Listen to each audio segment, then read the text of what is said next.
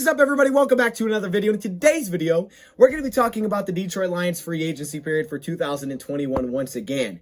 And this is a projection, once again, from PFF that sees the Lions landing a top pass rusher. So let's get it started. You know, I got to shout out DoseOfDion, man, because it was actually the first time I went live on YouTube. And, guys don't know, DoseOfDion, he put out a lot of good content for the Detroit Lions. Welcome everybody to another video. Glad you guys are here, and we're back to talk about free agency once again. Yesterday we talked about Matt Milano and how PFF projected Milano to Detroit. Now keep in mind, I think PFF is more than just one person. It's a lot of people that work there, so they have different articles by different people, and that's probably why they have different projections. Well, this one comes in a top 150 free agents heading into this offseason. So the top 150 free agents and where they believe their landing spots will be. And with that, they projected the Lions landing a top pass rusher, which maybe could happen, but also they've had some destinations of our top upcoming free agents. So I thought I would share it with you guys, and then just maybe we'll do a mock draft based on that free agency just to have some fun with it, because that's all I can think about right now is mock drafts, and that's pretty much all I've been doing. So I kind of just feel like doing one. All right, so let's take a look at what PFF has the Lions doing this offseason in terms of the top 150 free agents and what they project. Now, I don't know who they're cutting, and I don't know how they're doing this financially, but let's just go through it. So Kenny Golladay first up, who's our top free agent. They have Kenny Golladay signing elsewhere. They have him going to the Giants for over $21 million a year for 4 years. Stinks to lose Golladay, but financially, I don't think the Lions can do $21 million a year. I mean, I guess you could. You would just really have to be prioritizing that position, and you ain't going to have much money for other spots, that's for sure. So they could do it. They probably could with some cuts, but that'd be like almost all of their free agency money. Like, it would be a lot of it, depending on how much they save. It would probably be a lot of it no matter what. So $21 million, and I could see the Giants doing this because the Giants expressed interest when he was on our team trying to trade for him. We didn't trade him away at that time, but I could see them, being willing to spend a lot of money to go get Kenny Golladay, even coming off of an injury. As you can see, it does say that they think the Lions will franchise tag him if they can't re-sign him, which would make no sense basically at all. Because if they franchise tag him, there's no way they can make some of these moves that it's about to talk about. I just don't see how they would do it because it's about $16 million a year just on the franchise tag alone, or this year I should say. It's not a year. I mean, it's only this season. It's about $16 million for just this season. So if they don't trade him away, I don't see how financially this would make sense. So I think they're going with the fact that, okay, yeah, he's signing with the New York Giants, but they do expect him to get the tag if the Lions can't re-sign him. So we'll just go with the fact that they think that, he's going to the Giants because it wouldn't make sense any otherwise financially. Where they have it's Marvin Jones Jr., and they have Marvin Jones Jr. signing with the Cleveland Browns to a 3-year, $27 million deal. About $9 million a year.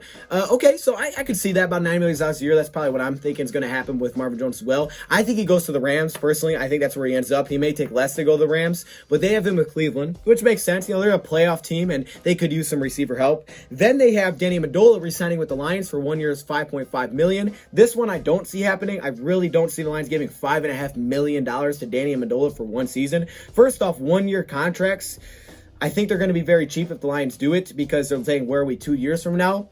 And also, $5.5 million is a lot. Now, that's not to say Danny Amendola isn't worth $5.5 million as a player, because he's a good player. And the way that I think, and they're probably looking at this saying, okay, Lions are not going to have much depth at receiver. This is a very reliable target that's been his best in Detroit, and it could be great for Jared Goff right away as a very reliable target. I can understand that. I get it. And if you want to stay in Detroit, that could definitely happen. I don't personally see it happening. I think the Lions, they may sign free agent receivers, probably younger receivers, maybe with some connections. But I guess I can see how it happened. But this is what PFF projects, not me. And then the next one would be Duron Harmon. They have Duron Harmon signing a 2-year, $12 million deal back with Detroit, which, again, I get it, veteran safety. I think they'll probably go elsewhere here. If they can't get someone with connections for cheap enough, then maybe they do come back to Duron Harmon for 2 years. I don't know. I mean, if they want that veteran, safety, because look, Duron Harmon, he wasn't great last season, but our whole defense was awful. He was actually one of the players that was sort of consistent, not good, but sort of consistent. And we know he's like really the only playmaker we have in the back end in terms of against the pass. So maybe, if they feel like he could fit the scheme as a deep safety once again. I don't see this guy. I don't think he schematically fits for the Detroit Lions. I think he's a deep safety, and we're going to go to a split safety look. But if they feel like he can play that look, then maybe you keep him. I just think they'll probably go elsewhere, spend no money elsewhere. Maybe they'll even just draft one. But I don't think they'll sign him for that long, because I don't think for 2 years it makes sense for a guy that doesn't fit schematically. I just don't see it. I think they'd rather just take that money probably and go elsewhere, even if it means spending more for a different safety with ties. Maybe that's a signing, but it's 2 years, $12 million, which would be about $6 a year. And then finally, they have Romeo Okwara re-signing with Detroit for 3 years, $19.5 million, which is $6.5 a year. If we can get Romeo for $6.5 million a year, no hesitation, I'm doing it. Oh my goodness, 6.5? I thought he'd get around 10. 6.5, no questions asked. I'm re-signing Romeo Okwara. It's as simple as that. Boom, there's your answer, man. So, hey, I don't know how they're doing this financially, because then they have the Lions signing Melvin Ingram. Yes, Melvin Ingram from the Chargers to a 2-year, $20 million deal, which is kind of what, Desmond Trufant was given by the Lions last season. I'm assuming Desmond Trufant gets cut. So 2-year, $20 million deal from the Chargers. He has connections with Anthony Lynn when Anthony Lynn last season was the coach with the Chargers, and even before that, going back a few years, not just last season. So there's a clear connection there with Anthony Lynn, who's our offensive coordinator, and it looks like the Chargers are probably going to let go of Melvin Ingram because of their cap situation. Melvin Ingram's coming off of missing a little over half of the season, and he didn't even produce a single sack last year. However, he did have a good year in terms of pass rushing. He still was able to get pressure. He had his highest PFF pass rush grade since 2017 when he had 11 sacks. His run defense, took a little bit of a step back. When he was on the field, he was still effective. He was still a productive player when he's on the field. So they have the Lions signing here with connections. Now, at first, I'm thinking, why would they do this? And I'm still kind of thinking that. But at the same time, I can kind of see the scenario why this could happen. The Lions want pressure players. Okay, Aaron Glenn really stressed pressure players and how important they were. So that could be a very big reason they bring him in. Maybe you get him a little bit cheaper. They have 2 years, $20 million, but you could get him a little bit cheaper if you kind of a leadership as a pass rusher. But think about what our pass rushing unit would be. Now, they're projecting the Lions go to a 3-3-5 next season, which would be able to use him at his strengths. He doesn't drop into coverage, but he's also not a hand-in-the-dirt pass rusher. So they project him to be a 3-3-5, run-the-jack roll. But could you imagine having Trey Flowers, Romeo Okwara, Melvin Ingram, and Julian Okwara? That's a lot of pressure players. All right. So that's the benefit, is you got a lot of pressure guys. There's no question about it. You got guys that are going to get after the quarterback. So I went back to watch a little Melvin Ingram because I don't watch the Chargers, and I was a little bit, impressed. I didn't think he still was that quick as a player at 31 years old. I think 31 years old scares people. Anytime he was over 30, oh gosh, he's an old man. But it's like, okay, you could still be a good player over 30 years old. It's really the injuries. But before this past injury, that was a knee injury that he was dealing with, he really was a super reliable player for them. It was years on end without missing a single game. So, as long as it's something that doesn't happen a ton next season, this could be like our Everson Griffin, just more expensive, or like our Desmond Trufant, but hopefully, it doesn't turn out like Desmond Trufant did, where he's not very impactful and he can't play at all. That's the concern, okay? You don't want another Desmond Trufant situation. So I understand staying away from this. But if we're doing it like PFF says, what's the good of this move? You're getting another pressure guy that I was kind of impressed by. He adds a couple of things. I think he adds leadership, of course. He also opens up other players, okay? Because now he played with Joey Bosa, but keep in mind, Joey Bosa was hurt for a lot of the time that Melvin Ingram was playing last season. So Melvin Ingram was on the field for a limited amount of time. Joey Bosa wasn't there most of the time, so it was his show. That can really hurt him getting pressure. But Trey Flowers, Melvin Ingram, those guys on the field at the same time, Romeo Okwara, that's a lot of guys, and it's really going to be difficult to double team or focus on any of them as long as they're healthy. Think about it. Last season, we didn't even get to see our defensive line healthy. We didn't even get to see our defensive line last season healthy. I think this would be a better pass rushing defensive front, and if that could be healthy, it'd be incredible. If you compare numbers straight up, Trey Flowers to Melvin Ingram, Trey Flowers actually does have better numbers for the last 3 seasons, which, I think it's kind of overlooked. You think Trey Flowers is really bad, but he is getting paid much, much more. 5 years, when you're on a $90 million contract, you should be doing a lot. But Melvin Ingram still had 12 pressures last year, and he didn't play in that many games. Trey Flowers had 7 and 2 sacks. But the year before that, Melvin Ingram had 23 pressures, 7 sacks. Year before that, 31 pressures, 7 sacks. Trey Flowers, the last 2 seasons before 2020, 35 pressures, 7 sacks. 36 pressures, 7.5 sacks. That's some firepower. Add that with Romeo Okwara, who broke out last year, and a young Julian Okwara. Oh, snap. Okay, talk about getting after the quarterback. I'm going to show you guys some clips here that's really stuck out to me of Melvin Ingram. Some of the concerns, of course, is injuries. He didn't drop into coverage, so you can't really drop him into coverage. He's never really done that. That's not really his game whatsoever at all. His run defense took a little bit of a step back, just his impact against the run, but I don't think it was that bad. It took a step back in his standards, but it was still about average based on PFF ranks, but I didn't think it was that bad. He's like a career 10% missed tackle guy, so, it's not that bad. Okay, on this play, Melvin Ingram was all the way on the left, standing up. What you're going to see on this play is his quick hands. Now, he's got a full arsenal of pass rush moves. Clearly, he's been in the league for a little while. And just watch how quick his hands are. He really dominated the Bengals' offensive line in this game. He was really tough for everybody. All right, now Melvin Ingram's all the way on the right side of your screen this time. You could just see straight up bull rush. I mean, he doesn't get the sack, but clearly he helps collapse the pocket here, and it just caused a lot of havoc. There's 3 guys there. This Bengals offensive line is rough, and he took advantage of it. Okay, now here's an example of him on the inside. You can see they play him everywhere. He's versatile to go every single place if you're in a 3-3-5. This time against the guard, he's just too quick. I mean, just look how quick his hands were on that. Just way too quick for the guard. And again, Joe Burrow is forced to escape, and of course, Joey Bosa gets his hands on him. So he doesn't get those stats, but he makes the play. Okay, now he's all the way on the left side of your screen this time. This is against the run. This one to me is just him setting the edge, forcing the running back inside. You can see quickly gets the edge. The offensive lineman loses him, and he forces a run back inside the rest of the defense. Now, he used to play about 90% of defensive snaps, maybe now a little bit less, so that's where you can see Julian Okwara get some opportunities. Again, lined up against the guard here, kind of moved all the way around the offensive line, but you could just see how it opens up other players because of his flexibility. The guard can't keep up with him. They close the pocket. Joey Bosa, of course, helps, and you force an incomplete pass there, but it's just the versatility. He did struggle a little bit against Eric Fisher in this game, but you're just going to see pure quickness here off the edge. I mean, I didn't know he still had this kind of burst, but yeah, you can see how quickly he gets back there. He's relentless, and he can just make you tired over a full game. Just again of how quickly he is off the snap. You can see he quickly can split the offensive lineman, but then finds that he has to get back to set the edge,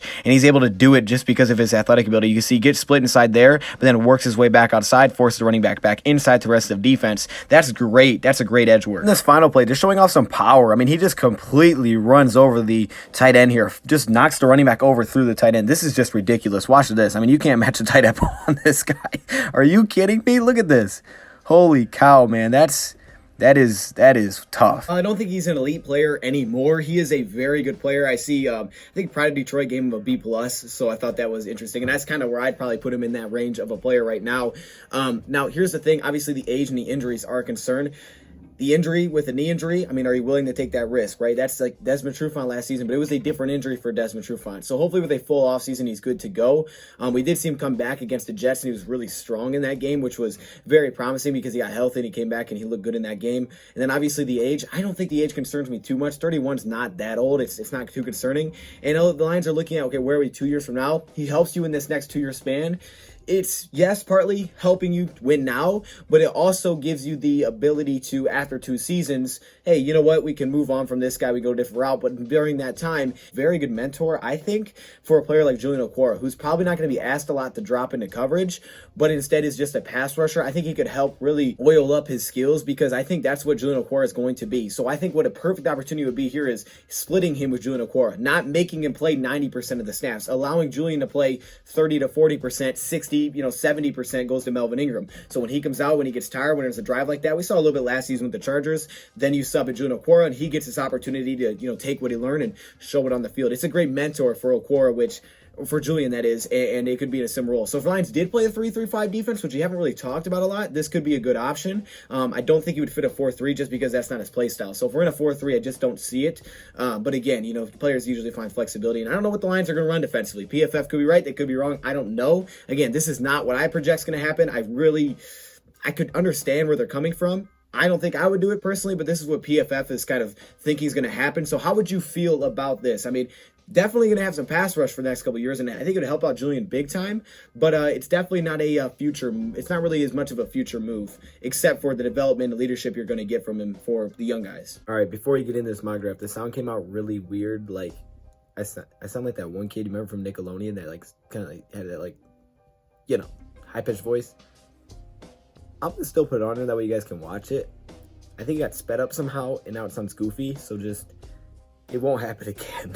Enjoy the video. All right, so let's do this little mock draft thing really quickly, just based on those free agent signings. So remember, we got back Harmon, we got back Harmon, we brought in Melvin Ingram, we got back Romeo, we got back Danny Mendola, and we lost Kenny Golladay. So that's all I know, okay? They didn't tell us anything else. And we lost Marvin, so we need receivers. So let's just do this thing. We're using PFF this time, mix it up a little bit. Thought I'd do something different. Wow, okay, so Wilson, Waddle, Jamar is gone. Okay, I could see, those 6 being gone. That leaves us with Micah or Devontae. And, wow. Way to put me on the spot. Way to put me on the spot, man. I don't even know what I want to do. I think I'm going to go Devontae. I just think the need's really pressing right now at receiver. Man, it's tough to pass up on Micah. Wow, it is really tough to pass up on Micah. Micah in this defense would be tough. I'm going to go Devontae for linebacker, though. Just want to check. I know we got Melvin. Cox, I think, would be a beautiful fit because he's coverage. And I can move Jamie to the inside. He gives me versatile linebackers across the board. I think that makes a lot of sense. I'm going to get Jabril Cox because Melvin Ingram doesn't drop. Cox is known for coverage. Makes a lot of sense, right? I think that's a great pairing. Osai is still available. That's hard to pass on. It's really difficult. I just don't think it's a need. Jalen Mayfield? That's interesting. Levi. He's like 293 pounds, put on a liberal weight. Maybe he can help me to 335, but if we bump to a 4-3 for whatever reason, I need the DT, and I'm assuming those guys are going to get cut anyways, so, you know what? No, that's fine. How about y'all give me, like, every pick to move up? They were going to say no to that, but I thought, okay, well, hey, be crazy. I'm cool with it. It helps me out. Let's do it. Back-to-back picks here. Let's get it. Okay. Wow, still some good players available. Shocker Brown's really tough to pass on. If you guys don't know Shocker Brown, he actually can play the slot position. He's very competitive. I love how competitive this guy is. I know you guys would probably like him because he's from, you know, Michigan State. Could use another receiver. We could wait on that, though. Definitely could wait. Brown, I think, could be a future slot for us. I'm gonna take Brown. Oh, I got a next pick. I forgot I had the next pick. Surratt, do we want to jump ball guy and get it? We don't really have that. Nico or Surratt, you know, we don't really have a go up and get it receiver. I like Nico better for that. We don't have one. We could look slot because we have Devontae, but Devontae can play slot. So I think Surratt or Nico is the best fit here. I'm going to go Nico because I like Nico better, but I think Surratt's a great pick as well, but I like Nico, so I took Nico. Okay, oh, I could have took him here. All right, that's fine. Surratt's still available too. Either Trey or Amandre. Who do I like better? Well, I just took my guy, so I think you guys would rather have Trey Sermon, so I'll take Trey Sermon. But I could have definitely took Ramondre, and I would have been happy with that pick. And maybe I'd take Brady. He's going to move the guard. I guess I'll take Brady, who can play both. You know, let him compete for that spot. We could use the guard anyways. I don't want to overdo a position. Oh, my goodness, man. I think I'm going to... I don't know what we cut. I don't know who we cut. How about quarterback? Let's get her... Oh, I don't want any of those quarterbacks, man. Don't really want any of those guys. Well, the receivers weren't bad, but I already have 2. I don't want... Drafted 2. I'd have 5. I don't want 5 receivers. I'd have 6. I already have 5. I can rock with 5, but I don't want 6. So, I think we just take... Oh my goodness, man. I think I'm gonna... Hellerson. I'm gonna go Browning. How about Tobias? I don't know. How about JD? I don't know. Definitely may not be here, though. We'll see. We got a B+ grade. What do they get? A C+ for Cox? I disagree. Shocker Brown. I like that pick. Nico, love it. Trey Sermon. Okay. Could have went Ramondre there. I like Brady, Baron Browning. Okay, B+. I'll take it. I think a B+ grade. Okay, watching this pick back, I think I would rather went with Amari or Daz Newsome or something like that, and you know, see if they can take Allison's spot. I would probably went that route instead. I just took the best available. Plus, it's late. I'm probably tired, not thinking clearly. So yeah, I don't know who we cut anyways. So it is what it is. Hopefully, y'all enjoyed. Sorry for the weird squeakiness. It won't happen again. I got it fixed. It just came out like that. Okay, have a good night.